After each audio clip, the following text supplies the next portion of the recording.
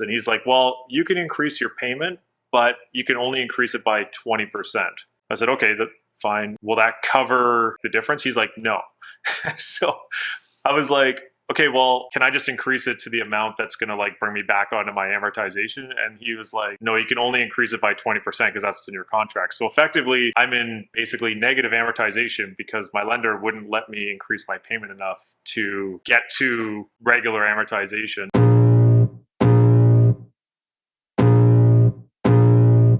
Welcome to the Tom Storey Show with Steve Karrasch and Tom Storey, where we discuss everything real estate or whatever else is on our minds.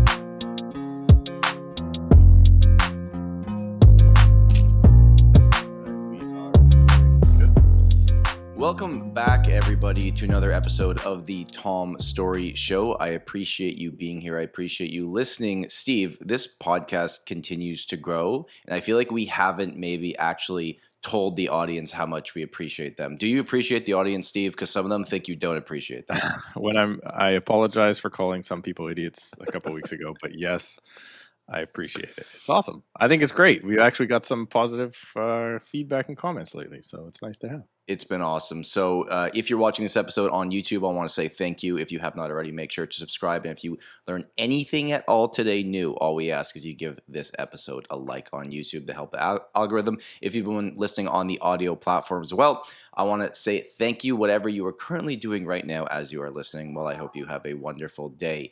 I would like to introduce our guest this week. Mike Ouzas has joined the show. Mike is actually an office mate of mine, so we work together at the same brokerage here in Toronto. He is a former professional hockey player, so I really want to get into that with you today. He also runs a YouTube channel and puts out great content, and he has a podcast as well. He's kind of like, if anyone's ever watched the show Ballers, he's like the Dwayne Johnson, but for hockey players when they retire. He's trying to help them on a financial path. Mike, welcome to the show. Thanks for having me. I'm not sure if I live up to that expectation, nor is that what I'm trying for. But yeah, thanks for having me. Well, we appreciate you being here. So just to give everyone a bit of a background, and I've told you this before, I don't want to compliment you too much off the bat here, but like I could tell from the moment that you joined our office, you showed up every morning, you had a routine. I was like, this guy's going to succeed. And very quickly your business took off. So it wasn't a surprise to me.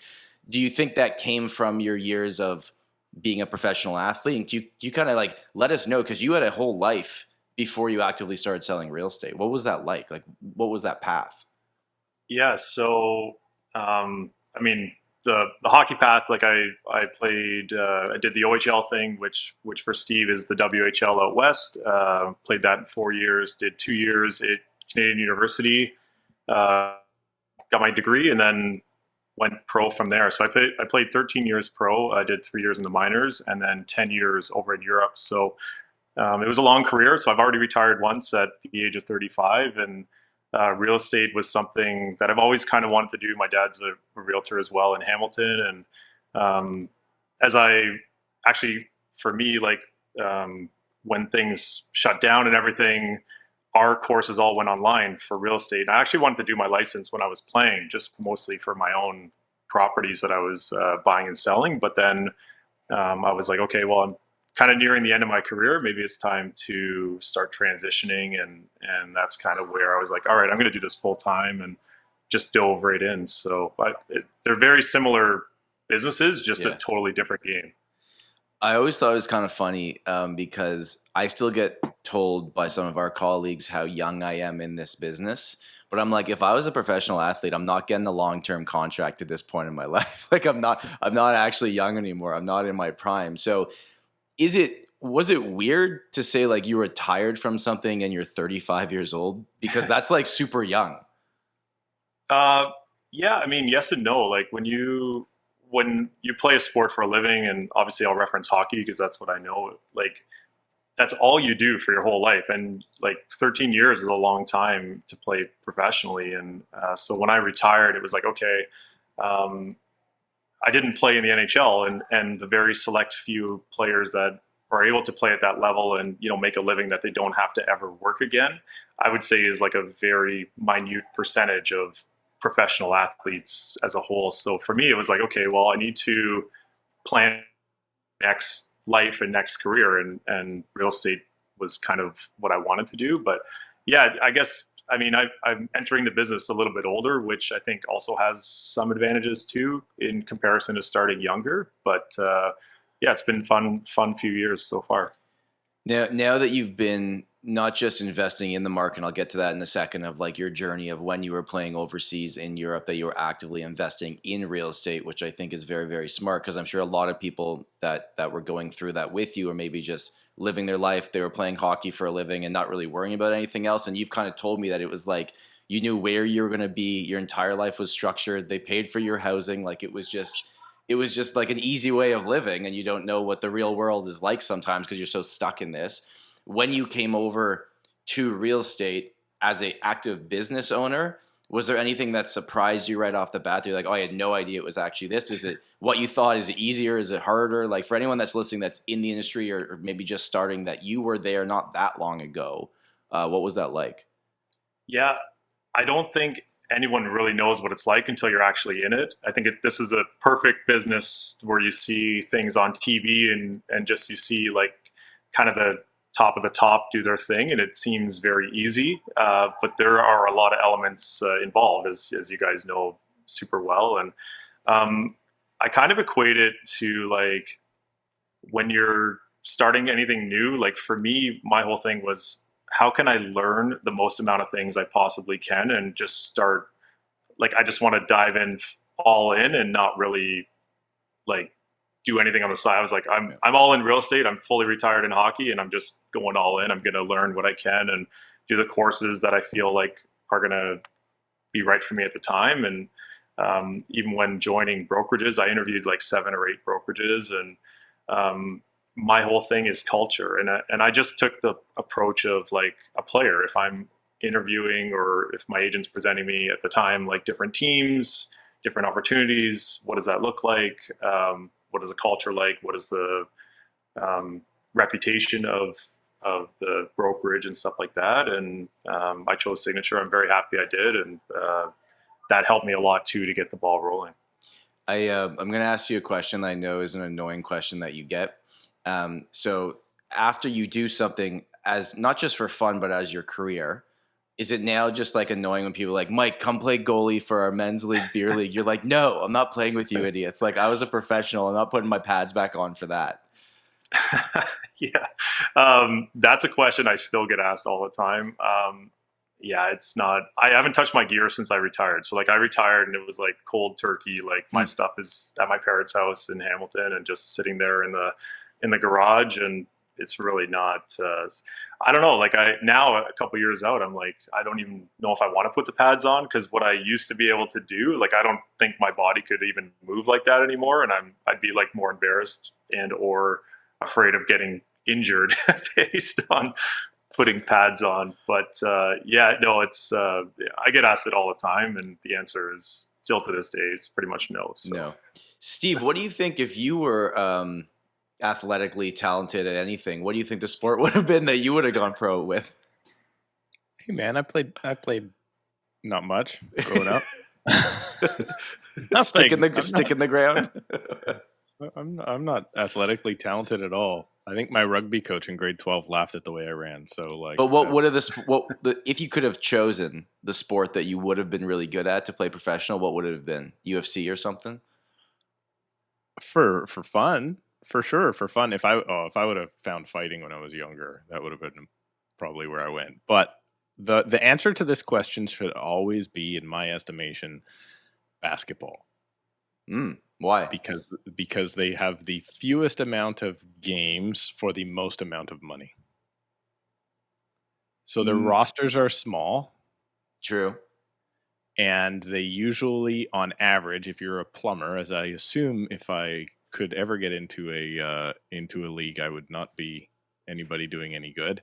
I think that would be the right answer. If you could make it to the top, least amount of abuse on your body, I think that would be the right answer. I was thinking maybe football, you'd make more money because you play way less games, but similar to what Mike was saying with hockey, like those guys go in and out. Nothing's really guaranteed unless you're a quarterback. There's the only ones really making the money. Okay, back to real estate. So Mike, what I wanted to get into was, during your years especially the year. So you started in North America and then you went off to Europe. And how long were you in Europe for, and where were you? Yeah, so I did 3 years in North America. So I started my first year. I was under contract with an AHL team, the team here in Toronto, and I was in the minors for a year in California, and then did 2 years in Vegas. That was like full recession time in Vegas, so I like lived there during that time, which was super interesting. And then I did 10 years. I played in the Austrian league, so I was 2 years. All the teams are in the same league, but 2 years in Croatia, 6 in Linz, Austria. So I was between Salzburg and Vienna for 6, and then the last 2 years just outside of Budapest.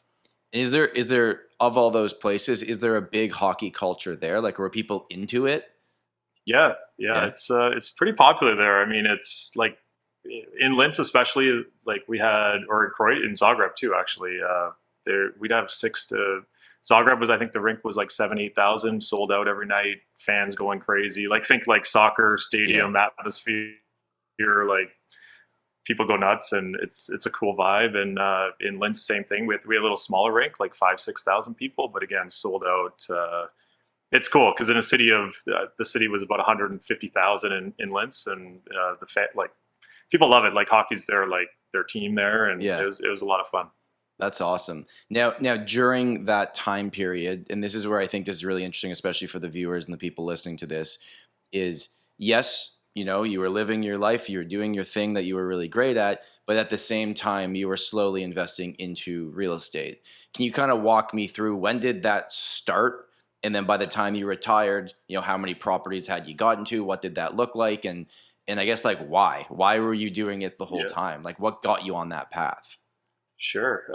So the hockey player lifestyle, and I'd say any pro athlete lifestyle, is pretty similar. Like basically you are in a cycle for your entire career. So for a hockey player, like right now is the start of August. So every August 1st, I would pack up all my stuff in Toronto, put it into storage, rent out my place fully furnished, fly to Europe, unpack my life in Europe, live there for 8 months, pack it all up again, fly home, and 4 months in Toronto, 8 months in Europe, and just like the cycle just kind of rotated for basically like when you start. I mean, I moved away from home when I was 16. So basically for 20 years, that's like the life and the life you get accustomed to.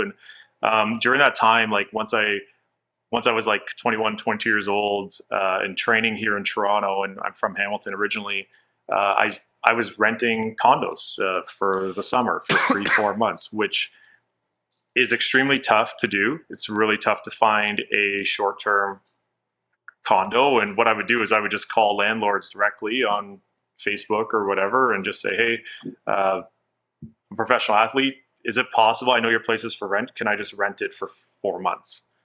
And there's obviously a premium to that. And I had to ask a lot of questions, I had to ask a lot of times to get approved to, like, not everyone's just like, all right, no problem. Like it was a process. Right. And with that was the cost. So at that time we're talking, 15, 20 years ago, like $2,000 a month for a rental is a lot of money. And so it would just be me and a couple of guys, and we'd like rent a place, and we'd go through this a few times. And eventually my parents, who have been real estate investors for a long time, were like, I think it's time for you to, instead of just throw it away, basically $8,000 a summer, maybe you should consider buying something. And my dad's a realtor. And so that's kind of where it started. And one of the years it was like, okay, I had a new contract, and that's a whole different story about getting approved with money from it's just, but it's possible, obviously. And, so instead of renting every summer, I was like, okay, I bought my first property in Toronto. It was under $300,000 at the time, which, back in 2014. And then I furnished it, I renovated it, I did all that during my option. And then I was on Airbnb and VRBO like 2014. So a long time ago, like way before it became like I guess now it's kind of a cool thing to do, but I was using all those sites very actively back then and renting it out fully furnished, all inclusive. It was a bit of a hack for me to rent it out and get paid and carry itself while I was away. Right. also the hack was that I didn't have to store my stuff anymore. Like all my furniture could just stay in the condo, and I literally would have like a bin of summer clothes that would go into storage, and sheets that would switch over and stuff. So I did that once and kind of got the bug. So then the next year, I ended up, long story, we don't have to get into it, but I ended up living in Ottawa the next summer and did the same thing. So I bought a property in Ottawa the next summer because my place in Toronto was still being rented. And I was like, okay, well, let me keep this rental going here. Bought a place in Ottawa. And then just the cycle kind of continued like that. And so then I was done renting, and I always, the other piece of it is you always have a place to live when you move home, because you can rent it out for 6 to 7 to 8 months and then end that rental. It's a medium term rental, and then move back in and rinse and repeat I did it for the next 10 years of my career. So the first one was 2014? Yep.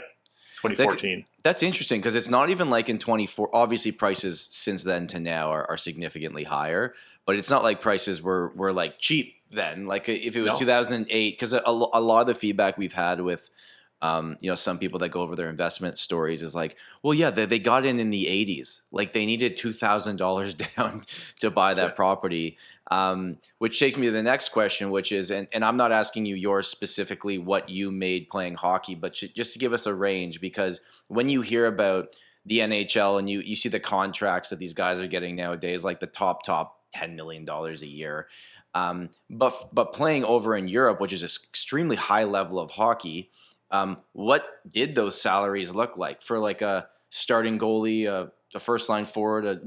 What would that be in terms of Canadian dollars? It's tough to really say, because there is a component of like the euros and the exchange and stuff. It really ranges too from the leagues. Like I feel like professional hockey, and the reason I say it's like the same business as real estate but different game, is you have so many different levels of whatever you want to call it, Yeah, like sure. income or commission or whatever. Like there's all different levels of agents and all different levels of players, so it's kind of the same, and it definitely ranges, but by no means was I making millions of dollars playing in Europe, not even close. And I was making, I'd say, a modest salary. Is still a good salary, but it wasn't crazy.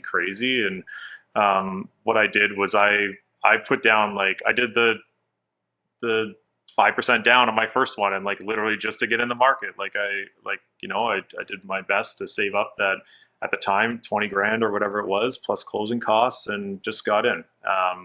And then 2 years later, I actually sold that property, which is kind of like my unicorn that I wish I still had. The Toronto one? Yeah. Yeah. And I bought another one in Ottawa for a similar price. And I actually just sold those two properties recently, but I wish I still kept the Toronto ones, and the Ottawa ones didn't really do much. Even though they were cash flowing, they really didn't do much for me over that period. Can we get into that? Because I think this is an interesting debate. Is everyone's always like, cash flow is king. You need a property that cash flows, that has to cash flow. But then the speculation side of things in our markets, in all of our markets, is like people buy for capital appreciation, even if it's negative on the cash flow. This episode of the Tom Storey Show is brought to you by doormat.ca. Doormat.ca is Ontario's real estate lawyer. It's an online real estate law service that brings you from purchase agreement all the way through your closing. Doormat brings transparency, simplicity, and everything else good from the internet into the real estate transaction and your real estate law industry that typically feels like a black box that continuously just breeds anxiety and stress. For real estate agents licensed in Ontario, I've got a question for you. Are you tired of hearing about the property closing become official from your clients? That shouldn't be the case. You should be hearing it from the lawyer. If you sign up for Doormat Partners, you will get real-time updates on the progress of your client's transaction, and you will also unlock a $100 discount for the doormat fee for your clients. So if you're looking for insight for your client's property closing, sign up for Doormat's partner program and get real-time updates throughout the process. As a Doormat partner, you'll get emails and texts to keep you up to date on the progress of your clients. If you're buying or selling a property, or you're a real estate agent servicing Ontario, Canada, reach out to Doormat today and let them know you found them from the Tom Storey Show. And now back to the show. So if you looked at, okay, that Toronto property that you sold versus the Ottawa one that you bought at the same time, I'm assuming the Ottawa one cash flowed better, maybe. But then if you had kept both to now, what did you pay for the Ottawa one when you bought it? What's it worth today? And then for the Toronto one, when you sold it, what did you sell it for? But what would have it been worth today? I think that's interesting.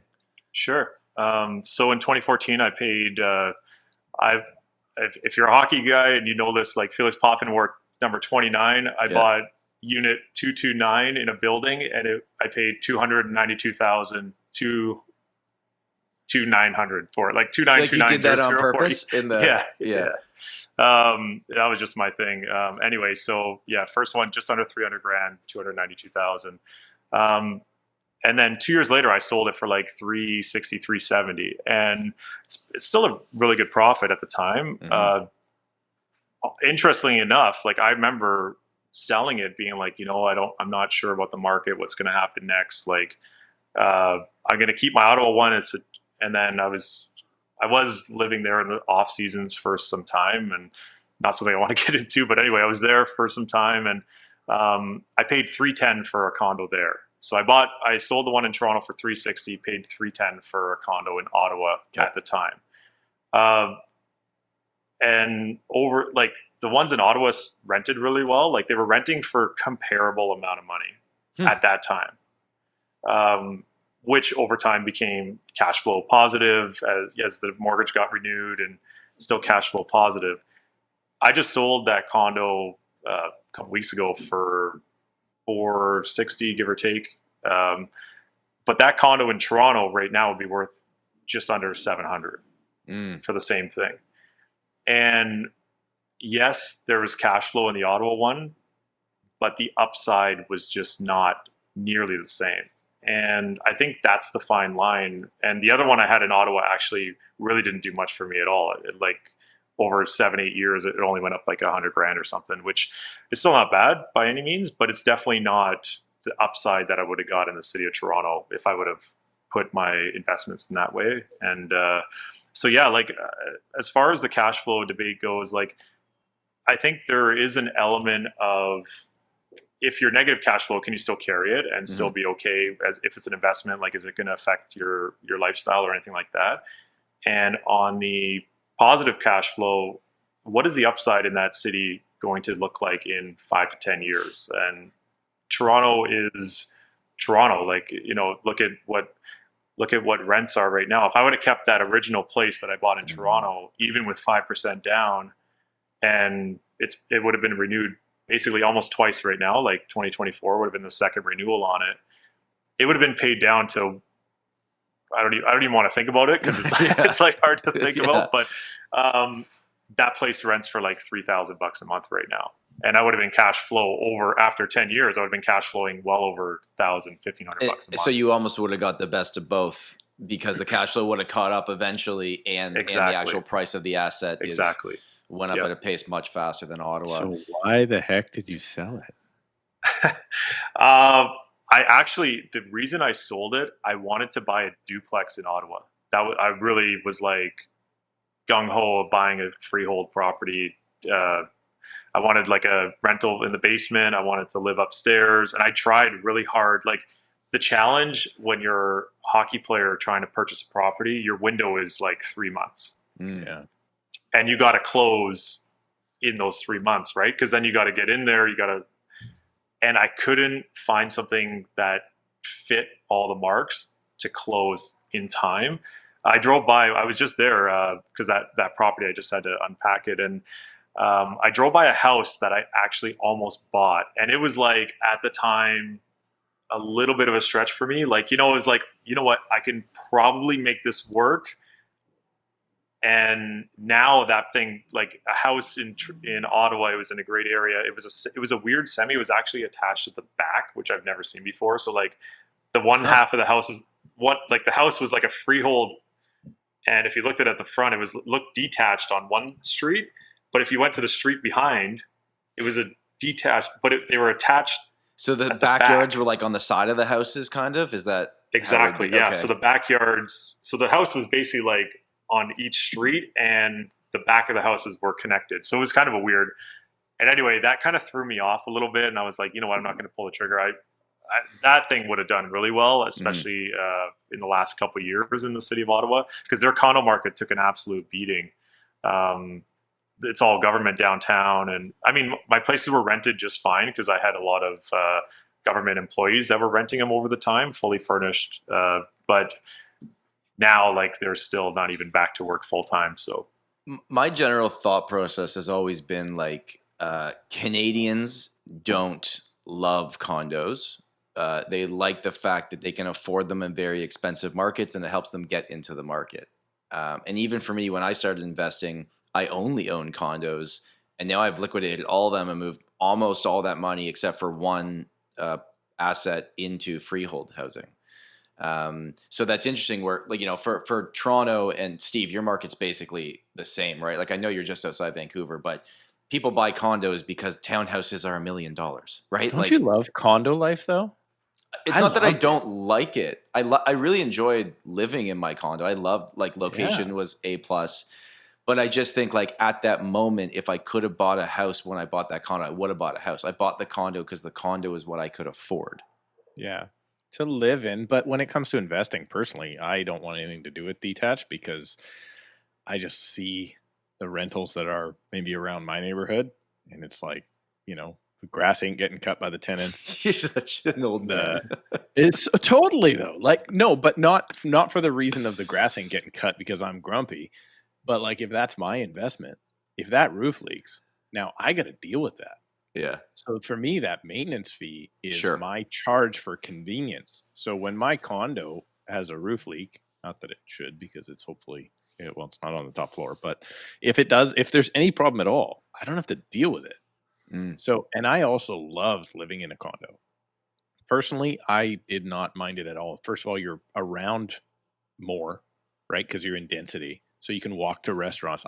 Tom, you've been in my house, man. We ain't walking to many restaurants. We're not walking nowhere.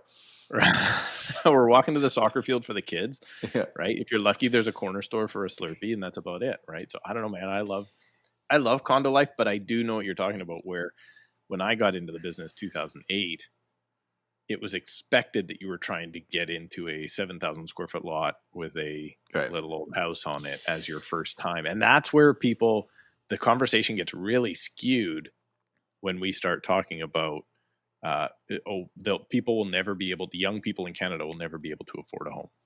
It's like, they'll be able to afford a home. They may not be able to afford a house in Vancouver or a house in heavily populated areas, but they're for sure going to be like the rest of the world. And what was it like? So when you're in Croatia, I mean, these aren't, I would assume, all 7,000 square foot lots with 4,000 square foot homes on them. That's a really good question, Steve. That's a very good question. Definitely not. So it's so different over there. And I can use Austria a little more of an example. I was there a little longer. So when guys on my team would buy land in the city, and they would just hold on to it. And like real estate agents aren't a huge factor over there. Like, they have just like the standard office where, like, they have their postings on the windows and people go up, and like, it's like very old school in the sense of where, like, people own their houses for all of time. And if you want to buy the house, you go knock on someone's door and try to buy it from them, basically. And it's just a very different animal when it comes to all things real estate. And definitely, like to your point, like, if you're buying a 7,000 square foot like lot size, like, it is so expensive in Europe, like way more expensive than here, I think. Like, I remember in Vienna at the time, like seeing the pricing of a 1-bedroom condo. They call them apartments, but whatever. Like, downtown in the core, like, you're spending thousands on like per square foot, thousands and thousands, like 3,000, I think, with the currency exchange for the same amount of like size. But yeah, it's super expensive, but they live a much more modest lifestyle there. It's just different. Like a lot of people have they have summer homes outside, like like if you're in Croatia, everyone from the city of Zagreb has a summer home in like Zadar or down on the Croatian coast, and they go spend some time there, and then they spend their time in Croatia. But Croatia, I mean, as a country, like they had a war in '94. Like they've been undergoing a lot of stuff as a country in itself, and a lot of the buildings look exactly the same. And inside those buildings, the condos have been starting to get renovated and stuff. But yeah, definitely a different look and feel than what we see here down in Toronto for sure. And I get most of it is just they're living in apartments, right? Is there like a lot of houses in those cities, or is it mostly like flats or apartments? It really depends. There's a good amount of houses, but like not really in the core. Like you're kind of out and about and around the town and stuff, and it's just such a different lifestyle. It's such a more modest lifestyle. Like a 3-bedroom house is very common there. Like when you see like a 5-bedroom house here in the city, like outside of Toronto or whatever, like I'm sure in Surrey, but if you go to like the Oakvilles and the Richmond Hills and you see these huge, like if you're European and you come and see one of those things, it's ginormous. Like it's so big, right? So for them, it's definitely a lot more modest. I couldn't believe when I was recently in Vancouver and Steve drove me to the boonies where he lives, there was like just like areas where it was all farmland, and then like a mega mansion just plastered in the middle of nowhere. And it was just so weird. That's a farmhouse. That's not the farmhouse I would have thought what farmhouse meant. This was like a massive house with like 48 windows and probably 15 bathrooms. I couldn't believe it. That is a highly debated topic here where we definitely have some really large farmhouses that are not farmhouses, hobby farms. They are, well, I mean, it's like I said, it's highly debated topic. But I think that's one thing we do have an issue with here too, is just the modesty level of where everybody else lives in the world compared to what we expect. Me sitting in my gym, right, doing this right now, like I'm assuming not too many people in whichever city in Eastern Europe are worried about their downstairs gym basement, right? Like that's probably not a consideration. If anything, might be a bomb shelter in their 100-year-old home, right? Like that could be what you're focused on. How was it there though? So you were probably put up by teams then when you were there? Yeah. Okay, so you didn't have to put up with the renter lifestyle that is common in Europe. Tell me if it's like this where you were. I have a cousin that rents in Germany. And when you go to get a new property in Germany and you're a renter, you move in and there is nothing. There is no cabinets. There is no kitchen. There is no flooring, right? I'm assuming the bathtub doesn't come out, but everything else is gone. So when you go to rent a new property, you have to bring everything, including the flooring. Bring your own fridge? Yeah, everything. So I've never seen the no flooring thing, but it doesn't surprise me. People own their kitchens. Like actually, like when you move into a rental, you literally bring a kitchen with you. So it's so weird. Like when you move out, you literally get to take it out and bring it to so like you kind of want a kitchen that is super modular that you can literally like put it into whatever your next apartment is, or they sell the kitchen on like whatever marketplace or something, and maybe the one tenant sells it to the next one, or whatever. Now you know why IKEA is so popular. Yeah, so IKEA kitchens are incredibly popular there. They have they have not just IKEA, they have a couple stores that are very similar, but same sort of design where it's like you just get the boxes and you just put them together and you get like your whatever your countertop is. But they don't come with kitchens. Yeah. I love how we just blew Tom's mind completely. Well, like he had no idea. No, that's so crazy to me. I have had over the years some clients be like, when I was doing a lot of rentals early on in my career, like, does the fridge stay? I'm like, yeah, of course the Yeah. fridge. What do you mean? Yeah, the fridge is going to be there when you move in. Don't worry about it. Is that why European appliances are so small?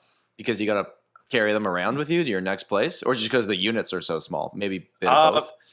Bit of both. It's so interesting. Like when I moved back home, like I tried to like really immerse myself in that culture when I was living there, in the sense of like, I mean, I was in Austria. Like it's very similar to Germany. It's the same. They speak German. It's like a very similar culture. Basically, like Germany, Austria would be like Canada, USA. Same kind of setup over in Europe. Super high class, really nice in Austria, and their fridges are kind of conducive to their, like, they don't have, I think it's 200 pesticides that we have here. So like stuff does not last in the fridge more than 3 days. So like you literally are shopping multiple times a week, because if you buy strawberries and you don't eat them in 2 days, like they're done. Like you literally have to go back. So you don't really need a ginormous fridge where you're going to Costco and filling it with a bunch of stuff. Like it doesn't really, it's very different there. Like you're just going to buy for kind of a couple days at a time, and things are fresher, and like the quality of food is 10 times better than here. And so, yeah, I think it's a combination of, you don't really have the kitchen size, but also too, like you're just kind of going to the market, which is down the street to your house, and you're getting the food you need and you come home and cook it, kind of thing. So a little bit different of a lifestyle, I think, too. The Europeans had the 15-minute cities figured out long before it was a controversial issue over here. Steve, I don't want to exclude you, but me and Mike are part of this pretty exclusive club, okay? We have variable rate mortgages. Oh, I thought you were going to say something about Royal LePage. Never mind. No, nothing to do with that. And goalies. We are also goalies, and we're both like reasonably. Mike's obviously way better than I was. We are both reasonably normal goalies for the world of goalies. Whenever we rent a goalie on our team, because I play forward now, I'm always like, please be normal, please be normal. But anyways, where I'm going with this is both Mike and myself have static variable rate mortgages, and those are the type of mortgages that hit trigger rates.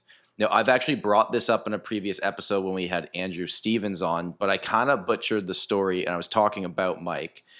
Mike, we had this conversation in the office. I would just love if you could walk me through, like, what was the experience? What happened? You don't have to say like who the mortgage is with, but from the day you got the first increase to the second one to the options they gave you, I'd love to know what that experience was like. Sure. Yeah, I guess I won't say the lender, but anyway, I bought that property in 2019. That's where I live, in my townhouse. And over time, like, it's been a static mortgage. And to be honest, like, had no idea what that was. Just being honest with you guys, like, I had no clue that was. I didn't know about this what I was recently. signing. Yeah. Like, this is something that I learned now that I'm a realtor. Like, this is relatively new for me, even after buying and selling as my properties over time, and on my other properties too, the same kind of thing. So it's like, I got a static variable mortgage. I just knew that I wanted to pay accelerated weekly and chip away at the, try to get the amortization down. That's kind of what I've always learned growing up. And basically I started getting these letters in the mail as the rates were increasing, like, hey, like, your rate's this, that, whatever. But I was also getting them during the lockdowns and stuff too. Like, I was like going the other direction. So I think I was down to like 0.8% at one point, from like what my rate was, because I was like prime minus whatever on the deal. So, but then I started getting the notifications that things were going up, and all of a sudden I get one, and I'm like, it said like I've hit my trigger rate or something, and I should call the bank or whatever. And so I call the bank, and I'm like, okay, hey, like, I got one of these letters, like, what are my options? And basically it's like, you can pay X amount. For me, it wasn't that much to like bring it back up to amortization relative, or I can increase my payments to make up the difference, whatever. I'm like, okay, well, how much to increase the payments? And he's like, well, you can increase your payment, but you can only increase it by 20%. I said, okay, fine. Will that cover like the difference? He's like, no. So I was like, okay, well, can I just increase it to the amount that's going to like bring me back onto my amortization? And he was like, no, you can only increase it by 20% because that's what's in your contract. So effectively, I'm in basically negative amortization because my lender wouldn't let me increase my payment enough to get to regular amortization, which is only like, I think like an extra $50 biweekly or something was the difference to make it up or whatever. I was like, so anyway, yeah, I'm the max I could increase it was 20%, and I'm in negative amortization because the bank actually wouldn't let me go to regular what it should be. And then we were talking about like, okay, on that variable rate, how many years were left on that initial? You like a few years left on that? I renew in 2024. So okay, next April. So 1 year left on that. So then we talked about, okay, when it gets time to renew, if you were to stay with a variable rate and just keep going, what were your options then? Could you do, when it comes up to renew, can you do a lump sum? Can you change your payments? Is it just the original contract, the first 5 years, that you can't do more than 20%, or they kind of capped you? Yeah, I guess it's capped because my total guess, this is a total guess, is that they don't want me to like pay it down too quickly if I were to increase my payment by a significant amount, because then it'll be like way more to principal every single payment. That's my guess, that they wouldn't. That's why they keep it at like 20%. So there's an element of longevity with the mortgage. Is a total guess again. But I guess, yeah, renewal time, I just have to make the payment, or I don't even know if it can get like lumped into a new mortgage or what, but to keep it moving. But I got to ask them. Like the guy on the phone was just kind of giving me options, but I was like, he also said I didn't have to do anything. He's like, you can just do nothing, and then when it comes time to renewal, you just owe a little bit more at that time. So I found that very interesting too. It's just wild to me that, I guess it's not actually wild, because at the end of the day, the bank doesn't give two craps. As long as you're paying the interest, that's all they care about. That's like, but they're actively saying to you, no, stop trying to pay down your mortgage so quickly. They're not allowing it. I'm not like that's kind of my guess as to why, but I'm not sure, because there's like the limit that I could increase my payments. I think it's once a year was like 20% on the payment, so per month or whatever it was. So when you have these styles of mortgages, you're just restricted, right? You're restricted in what you can do, as opposed to a full feature mortgage that's going to be like a 5-year. So for instance, people like myself that lock in, generally speaking, you're going to be able to pay down 20% extra per year or on a 5-year term. So you still, if you pay down 20% of your original borrowing rate, it still takes you 5 years. Okay. Yeah, that makes sense, right? Okay. So, but then normally you can also increase your payment in many of the big banks up to 100%. So you can double your payment. Okay. So obviously, in the type of mortgage that you took out, they're saying you can only increase it by 20%. Now, here's the screwy part. Nobody thought that we would ever have payments increase by more than 20%.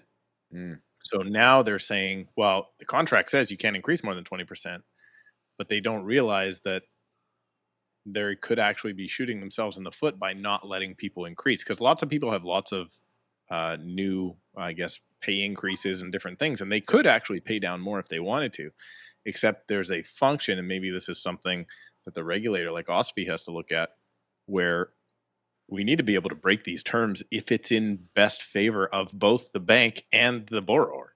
Yeah. Right now they're saying, sorry, we're handcuffed, but we're handcuffed and it's screwing both of us.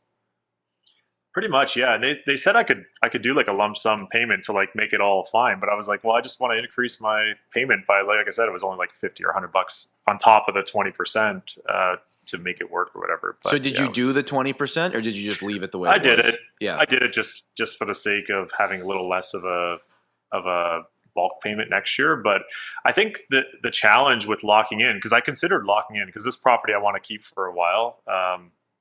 The challenge with locking in was that my rate was so low when the prime went so far down.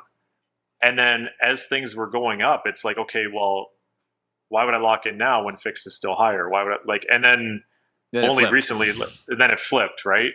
But even up until like last week when we're recording it the first week of August. So when Yeah. that July thing came in and I got my new letter, I think last week it was, my prime minus rate is still cheaper than what a fixed rate would be if I locked in. Really?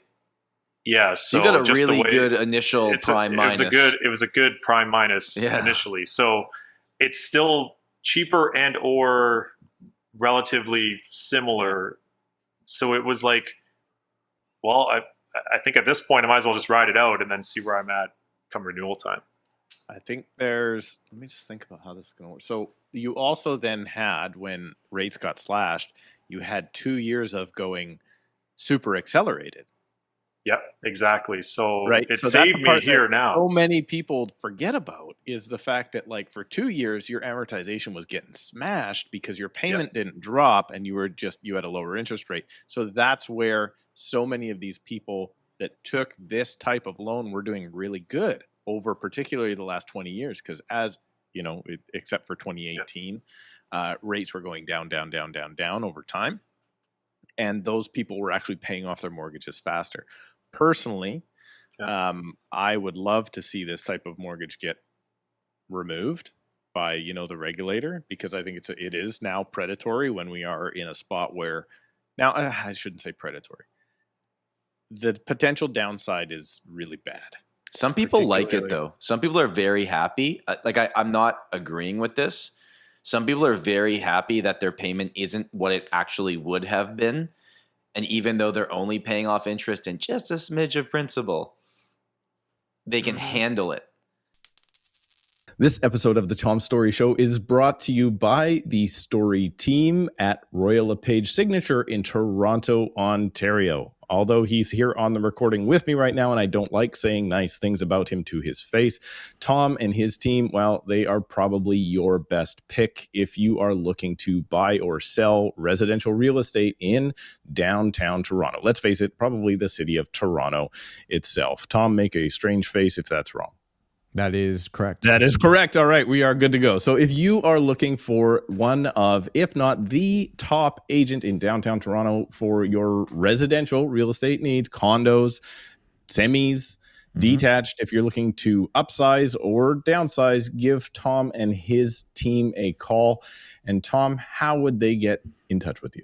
I think the best thing would be go to the first link in the description of this episode, and you can book a call with me at a time that works for you. And we'll go over all the information you need and see if we can be of service. And I recommend, if you are listening to this from across the country and you're either moving to Toronto, or if you're an agent outside of Toronto and you have a client moving to Toronto, go ahead and book a call with Tom, because he would love to take your referral as well. That is the Storey team at Royal LePage Signature in Toronto, Ontario. He's a pretty good guy. He knows what he's doing. Just don't tell him I said so. Tom, the last part we need to do before the end. This communication is not intended to breach Cause? any breach. What's that? That was. Oh, you want me to say it? I don't know what the word is. I don't even know what the words are. This communication is not intended to cause or induce breach of any existing agency agreement. And now, back to the show. Like, this is the bubble wrap put on the market right Yeah. now by the banking system that is stopping all these people that can't afford their payments, because they don't necessarily like it, but they can afford it. Where if it was not the static variable and it was just the adjustable variable, it might get to the point they're like, I literally can't make this payment. I got to sell this right now.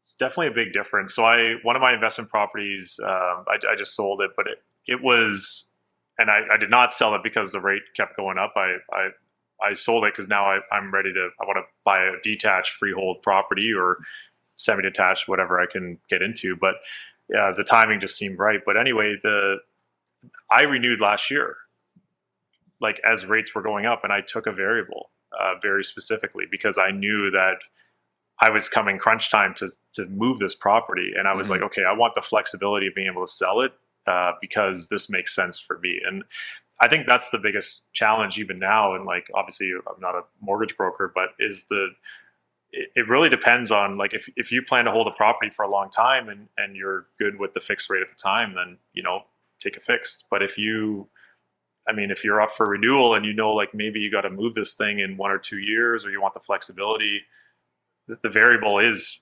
typically, from my understanding, cheaper to make the sale. People don't understand how expensive penalties are at 5-year fixed rates at the big banks. They don't get it.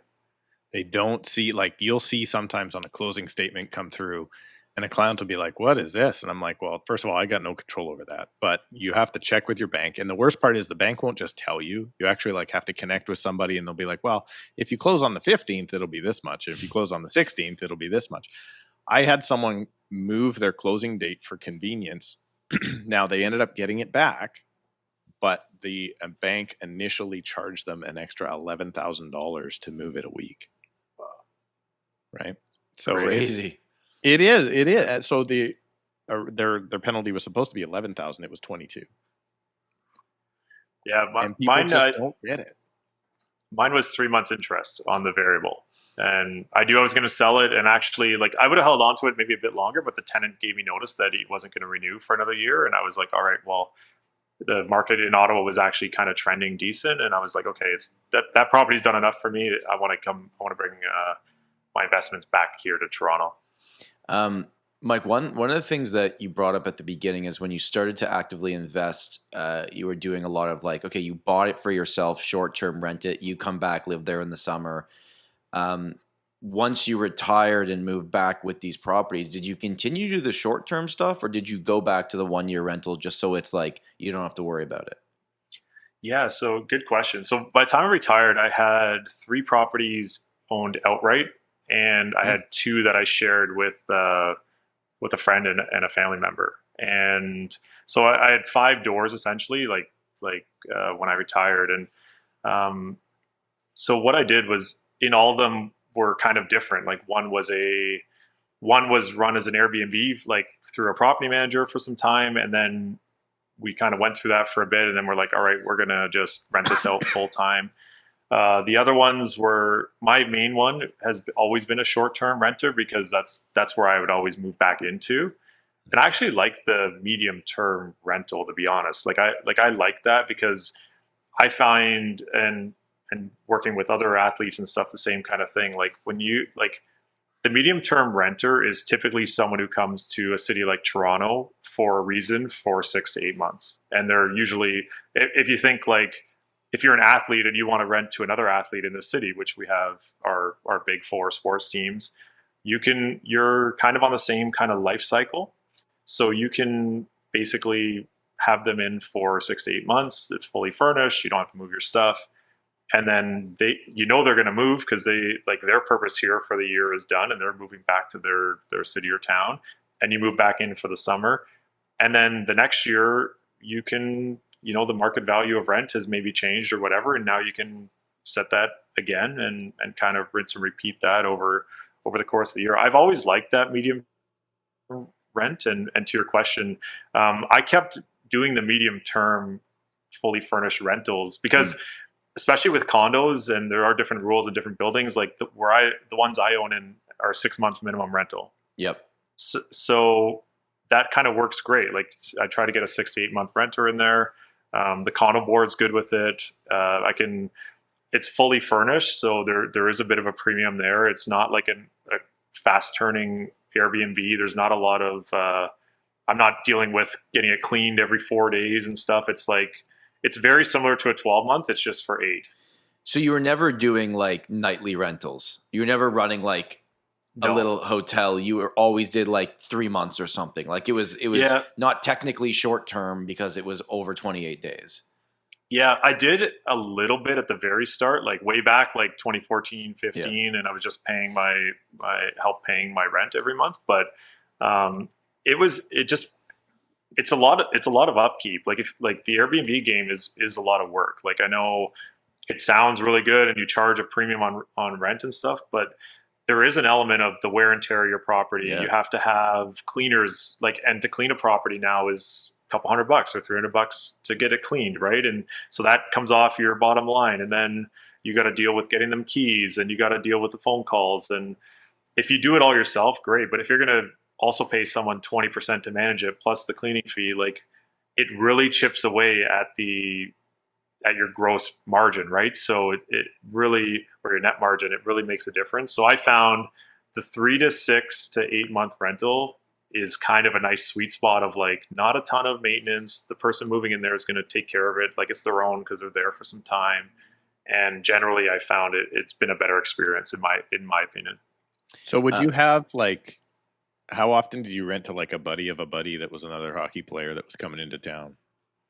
Yeah, fairly often, but also and the one thing where a city like Toronto really thrives in this space is like, it's not just athletes. Like I've rented to people who work at like Loblaw's headquarters, which is 2 blocks away from one of the condos I own, or they're business people that, or they're like working at the airport for a certain amount of time to get it up and running. Like, cause my places are very central. So you're getting very good professionals coming in for a purpose. And I found a city like Toronto definitely gives the benefit of that. And Ottawa was the same. Like those properties are right by Parliament or the like Bank of Canada. It's all like the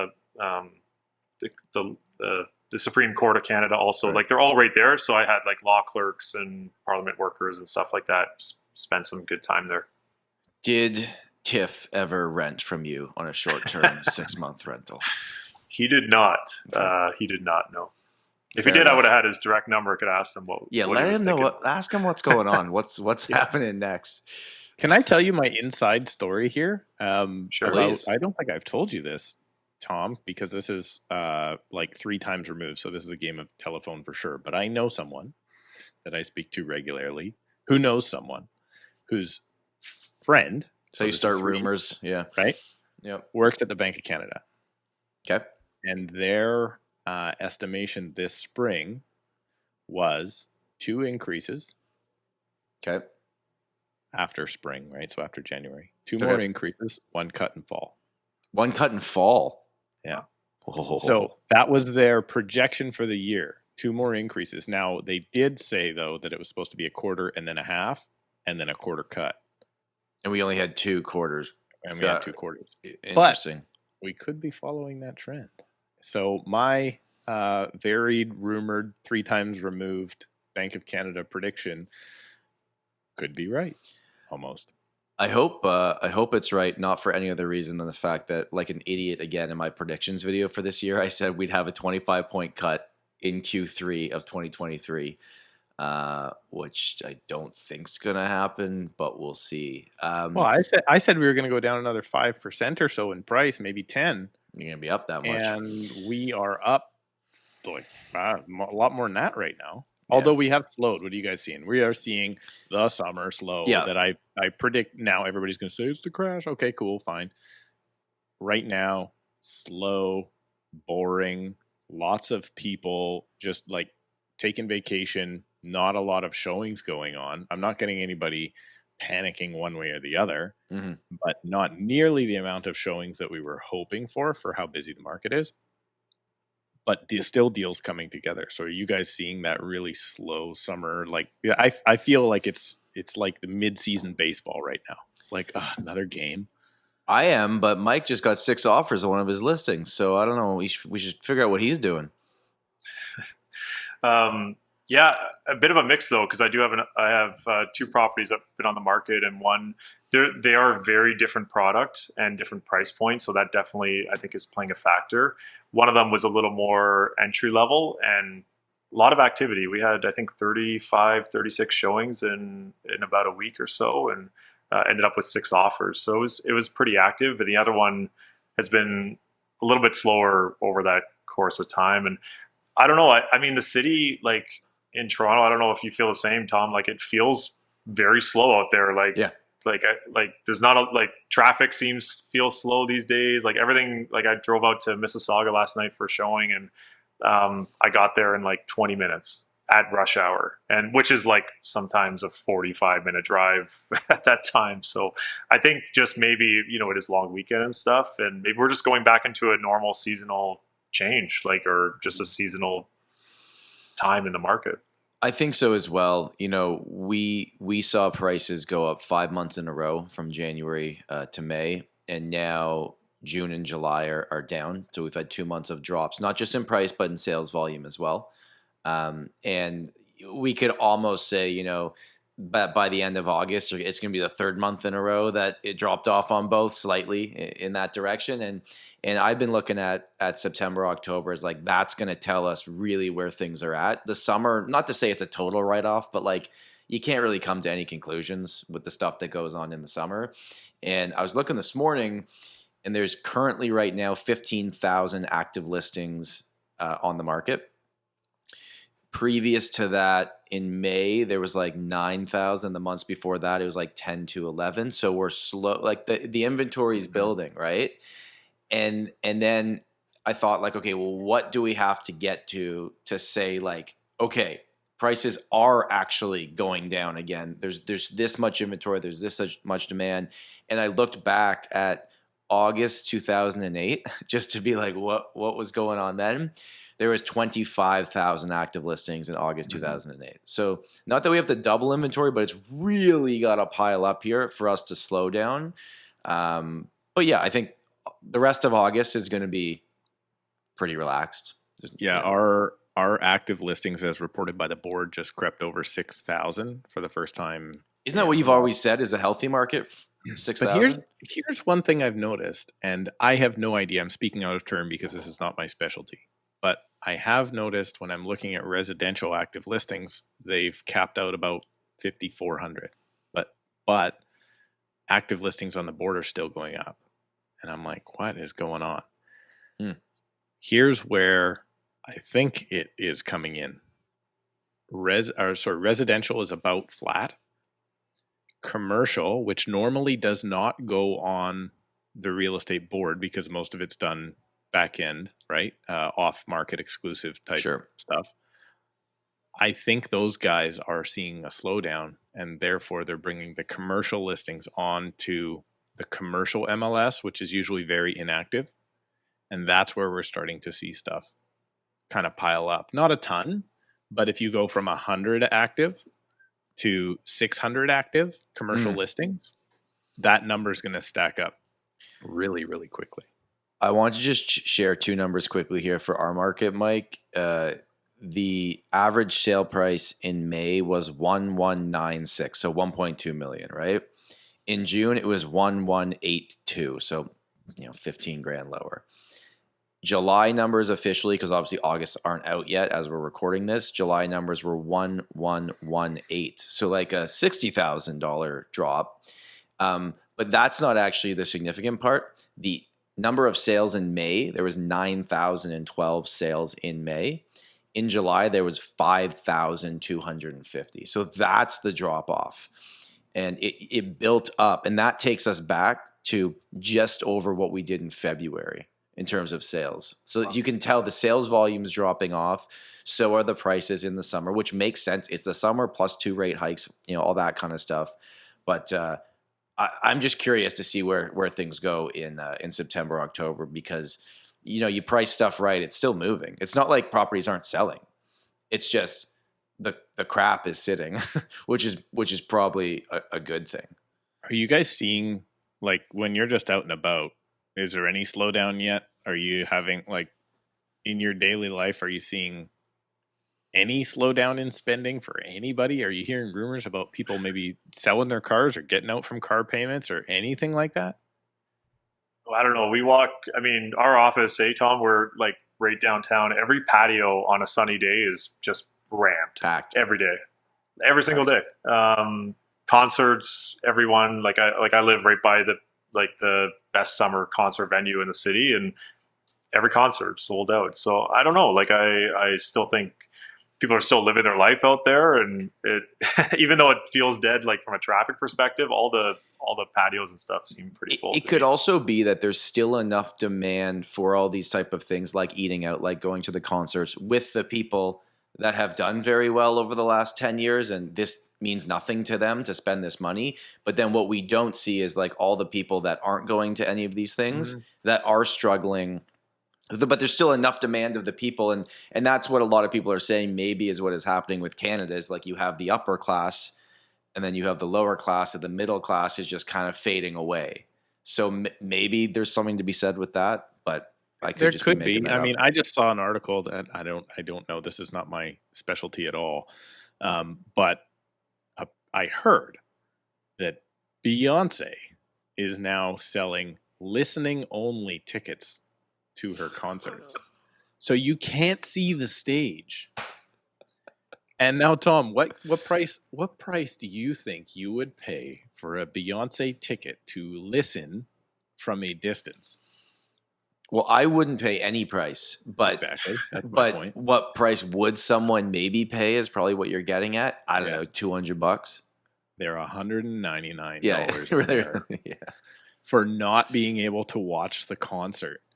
And it's just like, this is where, like, I was just in Kelowna this week, and first of all, lake properties, you think property here is expensive or in Vancouver is expensive, you should see lakefront outside of Salmon Arm.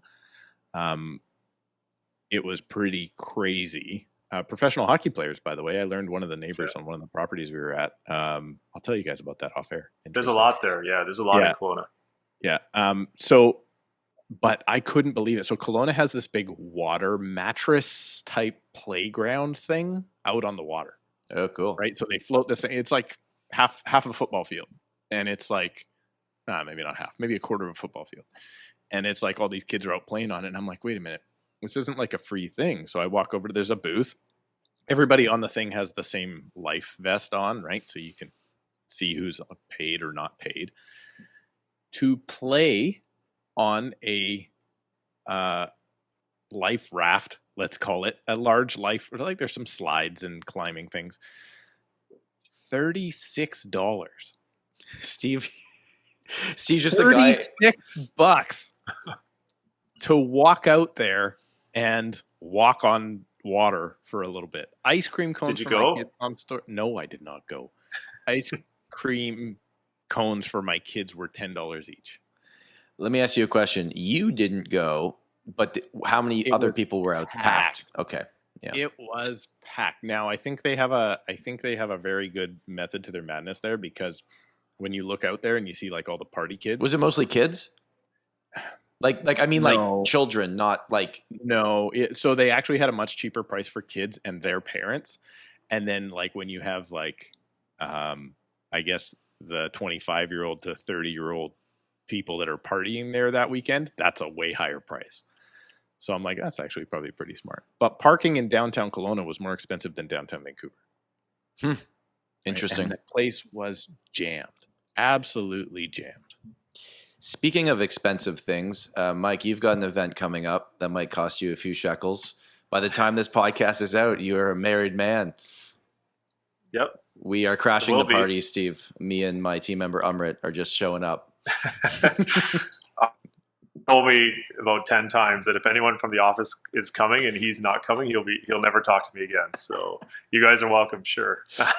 Yeah, we're excited.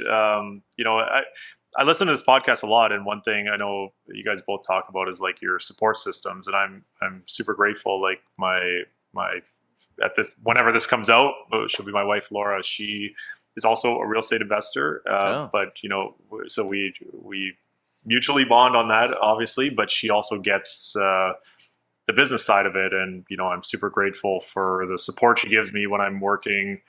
I try to be at the office. I try to be pretty consistent with that. And then once showings come on, like the last 2 days, for example, like I basically didn't see her for like 48 hours, very, very short amount of time. And we don't have any kids or anything yet. So, we do have an awesome dog, Molly, but yeah, I'm super grateful that she supports me in that way, and I'm pretty lucky, so I'm pretty excited for the wedding, and it's been good. There is certainly something to be said, and not to understate it, like our significant others, but that put up with the crap that we have to go through sometimes. Like you can have every system in the world.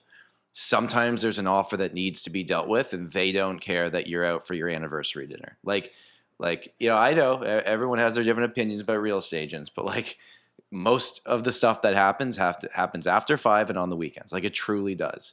And having someone that understands that and doesn't resent you for that. And Steve, I think your favorite line is like, so, what is it you tell sellers? Like, nothing's more important than The your only house. thing other I than want to do, I say this in every single one of my like first interviews. The only thing I want to do more than get your home sold or help you buy a property is to be at home with my kids for dinner each night. I want to be a good dad and a good husband, right? Like that's the only thing that's going to take priority over top of this. And it's really interesting. I don't know if you guys just recently came out. Jordan Peterson interviewed Gad Saad, two really controversial dudes.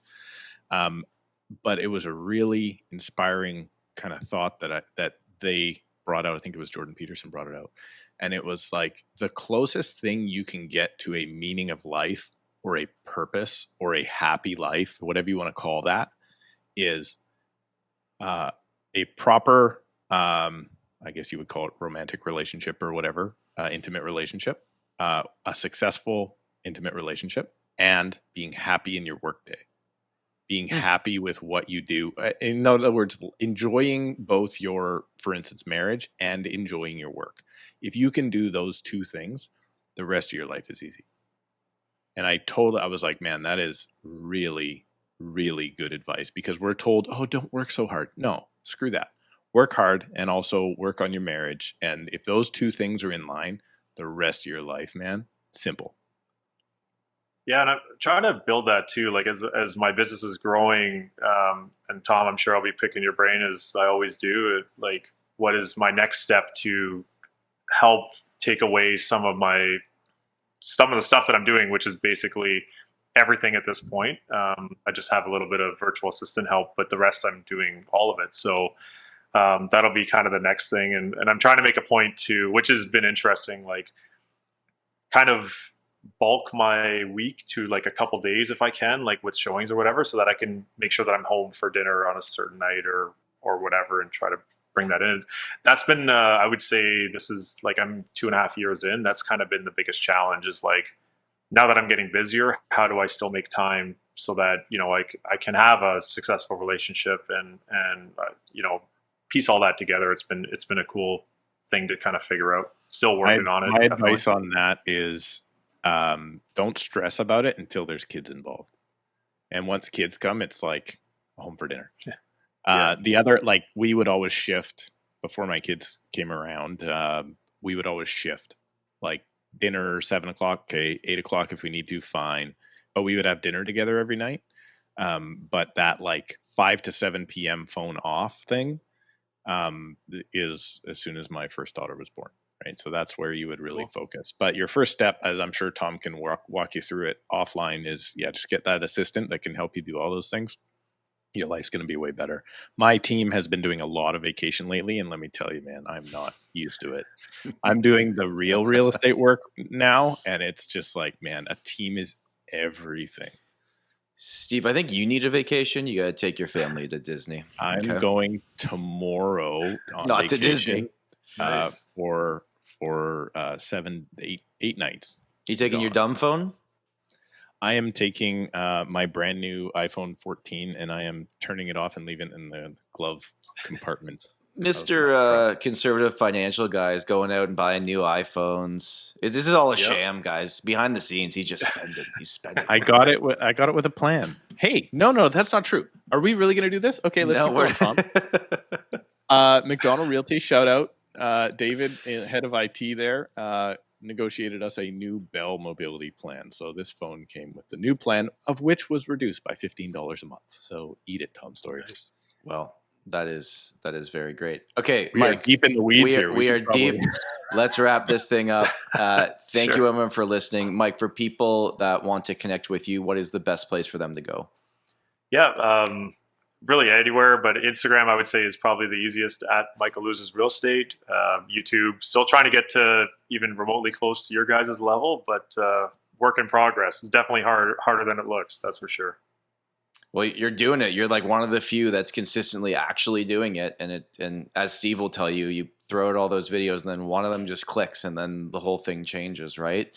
So that's pretty cool. Mike, As we are hoping just happened with this channel there, Tom. Well, a few Storey weeks and ago, our- we had Randy West on, and that episode went a little bit viral for us, like went a little bit crazy. For us, it went really well. And this one will as well. Thank you, everybody, for listening. Thank you for watching. Also, just to give you a little bit of a sneak peek of maybe what's coming up in the future, is we have an exclusive interview with the president of OREA, not the CEO of OREA, but the president, about the new benefits plan that is coming to every realtor in Ontario. So if you're listening to this and that includes you, I think you're going to want to listen to that episode, because there has been lots of different opinions on that, and that's going to be a lot of fun. Thank you for watching. If you've made it to the very, very end on YouTube, if you have not hit like yet, my question is why? Come on, just do it before you click off. And if you haven't subscribed, do that as well. If you're listening on the audio platforms, make sure to leave us a review. My name's Tom. On behalf of Steve and Mike, have an amazing day, and we will see you next Sunday. Bye. Bye. Thanks, Mike. That was awesome, man.